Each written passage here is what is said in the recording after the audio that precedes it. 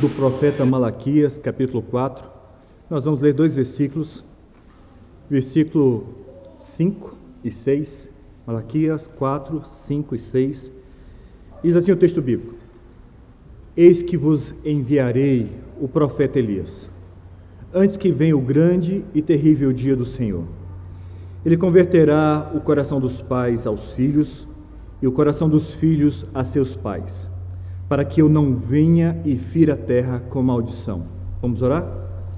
Querido Deus, no nome do Teu Filho, somos gratos por estar aqui nessa manhã, somos gratos porque o Senhor nos trouxe as nossas famílias. Obrigado pelos nossos filhos estarem aqui nesse lugar juntamente conosco. Pai, fala conosco através da Tua palavra e que o Teu Santo Espírito ilumine os nossos corações. Assim te peço no nome dele, nome de Jesus. Amém. O profeta Malaquias, ele faz o fechamento, ele é o último livro do Antigo Testamento, e ele traz de uma forma muito clara a última palavra do Antigo Testamento, fala sobre maldição. Mas se nós olharmos para o último capítulo de Apocalipse, vai falar sobre Apocalipse 22, versículo 3, vai dizer o seguinte: nunca mais haverá qualquer maldição.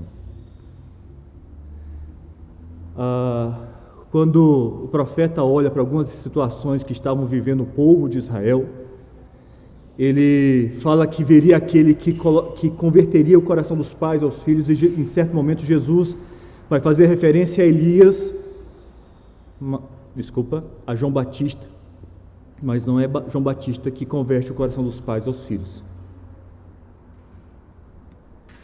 Um estudioso da Bíblia vai fazer referência a esse texto, que o quinto mandamento deixa subentendido que o lar era essencialmente a escola da vida em comunidade. Ali, é um mundo em miniatura, de autoridade, submissão, amor, lealdade, obediência, confiança, podiam ser aprendidos como em nenhum outro lugar, e a sociedade seria mudada com a palavra de Deus como guia nos lares. Um Champlin, vai fazer referência a esse texto como parte do trabalho do mensageiro será o de trazer a paz e a harmonia a Israel. Haverá amor mútuo nas famílias e entre os irmãos e irmãs do povo. O coração dos pais estará gentilmente à disposição de seus filhos, que o amarão. Velhos conflitos e ódios serão abolidos na atmosfera de respeito mútuo. O amor de Deus vencerá a batalha final. A velha idolatria, adultério, apostasia de Israel será aniquilada pela vitória do culto a Yahvé, que proporcionará salvação para todos. E um texto ainda em Romanos 11, 26 vai dizer o seguinte: e assim todo Israel será salvo, como está escrito: virá de Sião o libertador, e apartará de Jacó a impiedade. Quando Malaquias traz isso, eu acho que isso tem muito a ver conosco, é que talvez, depois do pecado, o coração dos pais se distanciaram dos filhos. Que talvez, por causa do pecado, houve uma ruptura, onde no Novo Testamento vai ser necessário dizer para que os pais não causem ira aos filhos. Mas Malaquias vai dizer que Elias voltará e restabelecerá essa ordem. É quase uma loucura a gente poder imaginar que há um número crescente de adolescentes que atentam contra a própria vida. E os pais são pegos de surpresa sem saber exatamente por que aconteceu aquilo, mesmo que aquele adolescente aos seus olhos não dava sinal sobre aquilo. Eu quero marcar um pouquinho, mesmo que Jesus tenha feito referência a Elias ligando a João Batista, a gente pode dizer que não aconteceu isso com a vida de João Batista. Quem restaura o lar, quem faz essa restauração é o Senhor Jesus. É aquela prática do já e o ainda não, trazida por alguns teólogos, onde temos essa vivência do reino presente, mas não o reino pleno, onde Apocalipse 22, 3 vai dizer que não haverá mais maldição. Essa ruptura na família será realmente aniquilada quando Jesus vier e resgatar a sua igreja. Mas eu quero meditar um pouquinho com a igreja nessa manhã sobre essa questão da paternidade. Uma paternidade bíblica, uma paternidade que você olha para a Bíblia e pode tirar alguns ensinamentos. E eu quero dizer que a paternidade é uma das missões mais nobres, mas também uma das mais difíceis. Porque de verdade nós não fazemos cursos para ser pais. A gente só tem um ícone, uma referência, que são os nossos pais. Quando olhamos para a Bíblia, nós vemos grandes homens que foram brilhantes em diversas áreas de suas vidas, mas como pais fracassaram. Homens como Isaac, Eli, Samuel, Davi, Josafá, entre outros. Quando Deus olha para nós, Ele dá uma importância muito grande à família. Porque se a família estiver bem estruturada, firmada em princípios bíblicos, ela pode transformar, ela pode ser luzeiros para uma sociedade. Se a nossa nação não vai bem, é porque a nossa família não vai bem. E podemos trazer isso diretamente para nós que somos cristãos, porque nós já alcançamos 30% da população brasileira. Se considerarmos todos que se dizem cristãos, nós ultrapassamos a 90%. E Deus dá importância porque quando Ele olha para o mundo e se arrepende da criação, Ele chama um homem chamado Noé e diz assim: eu vou salvar você e a sua família. Constrói uma arca e coloca todos eles lá dentro. Gênesis 6, 18, 7, 13 vai dizer isso.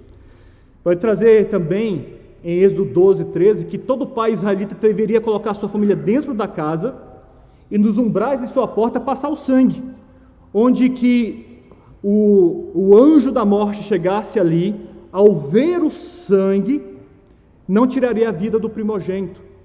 E todo pai obediente que fez o que Deus falou, teve a vida da sua família protegida. E por fim, que eu quero usar mais um exemplo, é o carcereiro, que chega para Paulo, depois de um acontecimento que eu não vou trazer à memória de vocês agora, e ele diz assim: o que precisa para ser salvo? E Paulo vai dizer: crê no Senhor Jesus e serás salvo tu e tua casa.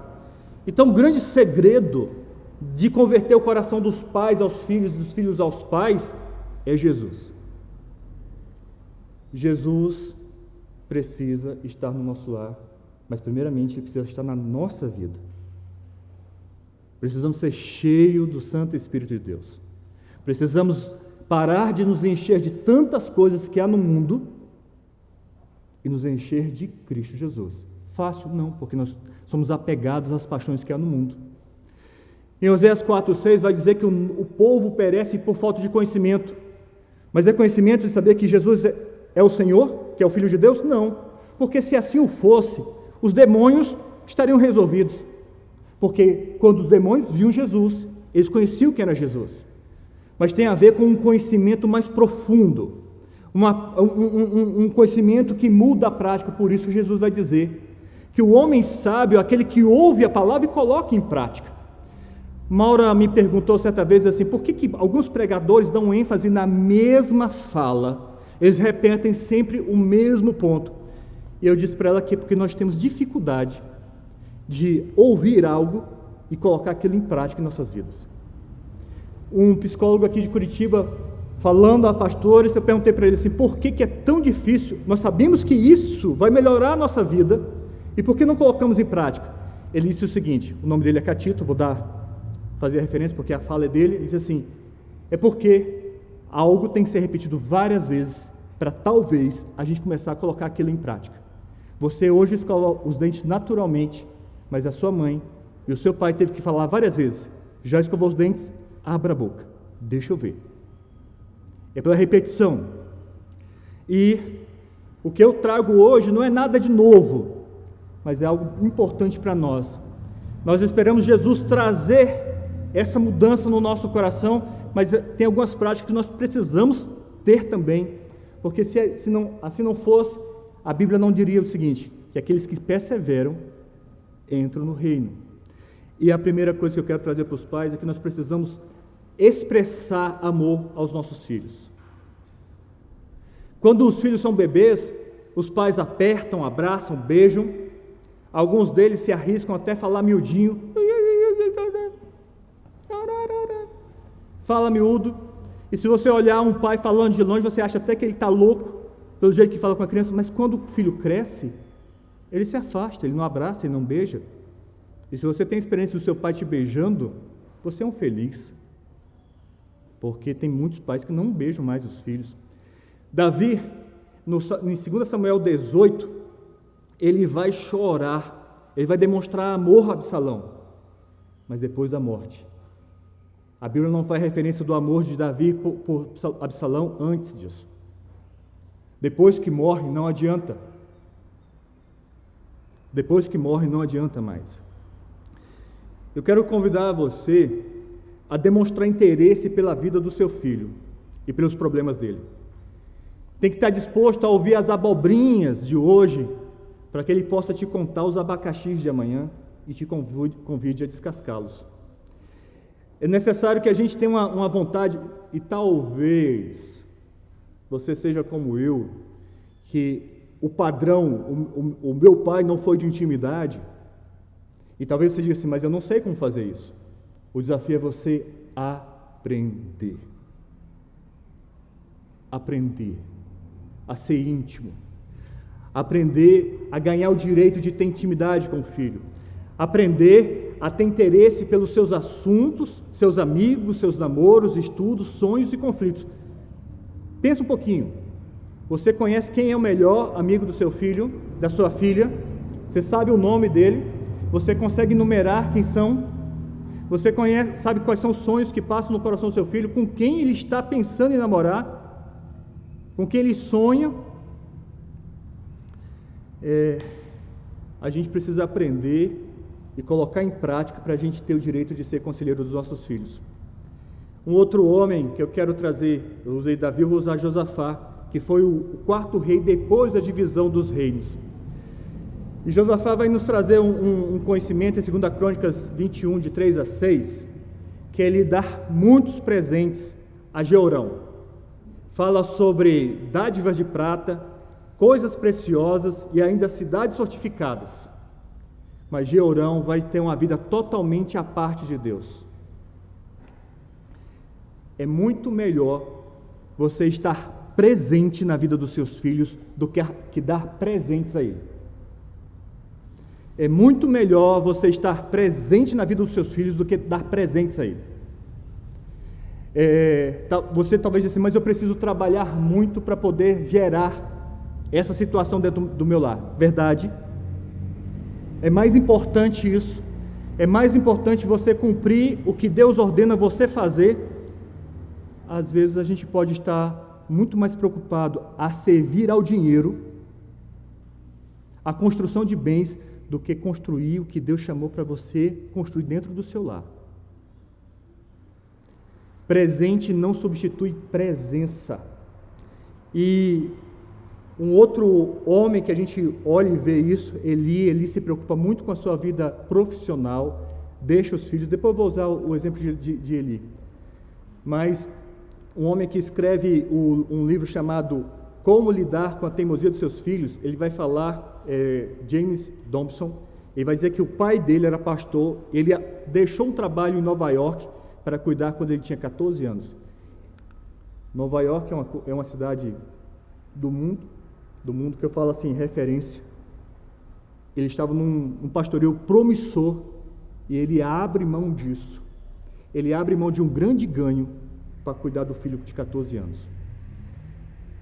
E aí eu preciso trazer a você a ideia que nós precisamos levar uma vida séria com Deus, para que os nossos filhos não estejam em cativeiros. Em Deuteronômio 28, 41 vai dizer o seguinte: gerarás filhos e filhas, porém não ficarão contigo, porque serão levados cativos. Isso está na continuação de um texto de Levítico 26, 14 a 46, onde Deus diz que quando nós fôssemos desobedientes, haveria maldição sobre nós. Sendo obedientes, seríamos alvos da bênção do Senhor. Sendo desobedientes, seríamos alvos da maldição. E eu quero te convidar a não aceitar passivamente a decretação do fracasso dos seus filhos. Eu quero te convidar a não gerar filhos para a perdição, a não criar filhos para o cativeiro, porque os filhos que tem sob a sua guarda são herança do Senhor.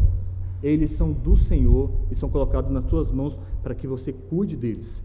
São filhos da promessa, são filhos que foram colocados na tua aljava, para que aonde você não chegue, as flechas alcancem mais longe, porque você investiu a sua vida nos seus filhos. Eu teria outros exemplos para falar com os irmãos, mas eu vou dar um salto, porque eu preciso marcar mais uma coisa. Eu preciso trazer à memória de vocês o sacerdote Eli, onde dá mais importância, porque agora eu vou pegar o contraponto. Você pode dizer assim, mas os meus filhos são as coisas mais importantes para mim. Eles não podem ser. A coisa mais importante que tem que haver na sua vida é Deus. Porque quando você for um cristão, um seguidor de Cristo, por você ser cheio do Espírito Santo de Deus, abrindo mão de todas as coisas que têm a ver com o mundo, o fruto será o cuidado com os filhos. Eli deu mais atenção aos filhos do que ao próprio Deus e perdeu os filhos. Num só dia os dois morrem. É necessário haver uma disciplina, um cuidado, um zelo com o comportamento deles, marcando o quê? Você, ao disciplinar, você disciplina a atitude do filho, você não disciplina, não fala da identidade dele. O que seria isso? É que muitas vezes quando a gente vai disciplinar um filho, a gente fala assim, seu imprestável, seu mentiroso, seu preguiçoso, seu vagabundo, você não faz nada direito, você é um burro, você é um chorão. Você está atingindo a identidade daquele que Deus diz que é feito à sua imagem e à sua semelhança. Você está falando daquele que Cristo pagou um alto preço com o seu sangue. Você não fala da identidade da pessoa, você corrige. Diz assim, por você ter agido assim, papai e mamãe você vai passar por essa disciplina. Amados,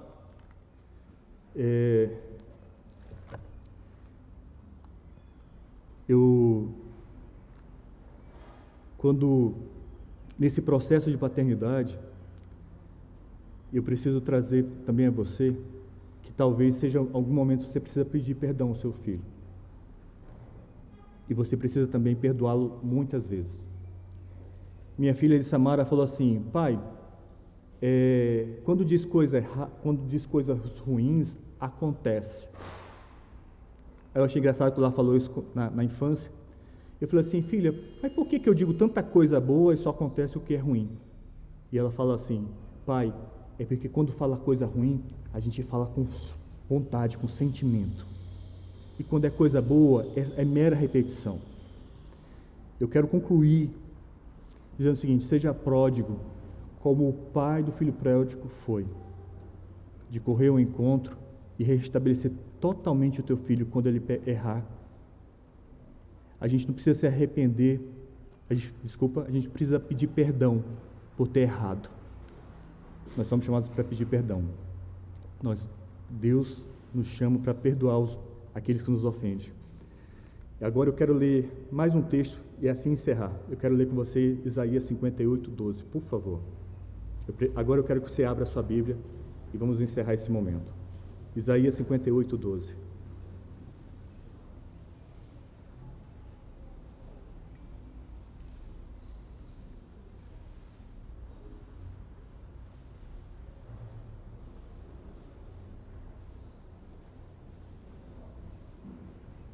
Amém? Isaías 58:12 diz assim: os teus filhos edificarão as antigas ruínas, levantará os fundamentos de muitas gerações e será chamado reparador de brechas e restaurador de veredas, para que o país se torne habitável. Eu quero te convidar a mudar de atitude hoje, a aprender hoje, a praticar o conhecimento de Deus hoje, porque não olhe para algo que aconteceu no passado, mas olhe para os teus filhos, que eles podem ser restauradores de brechas. Eles podem ser aqueles que vão reconstruir talvez um passado não tão bom. Um futuro, é isso mesmo, reconstruir um passado que não foi tão bom. Amém? Que Deus nos ajude e nos abençoe. Vamos orar mais uma vez? Querido Deus, no nome do Teu Filho, nós, pais, temos uma grande missão. E só o Senhor para agir em nossas vidas, só o Senhor para nos despertar, para termos o Senhor como em primeiro lugar de nossas vidas.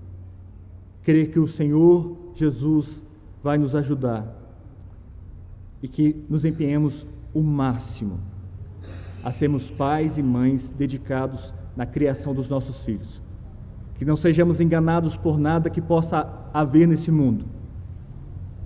E qualquer prática ao Senhor que temos hoje feito, que desagrada o Senhor, nos perdoa e nos mostra para que possamos pedir perdão à nossa família. Assim te peço no nome de Jesus. Amém.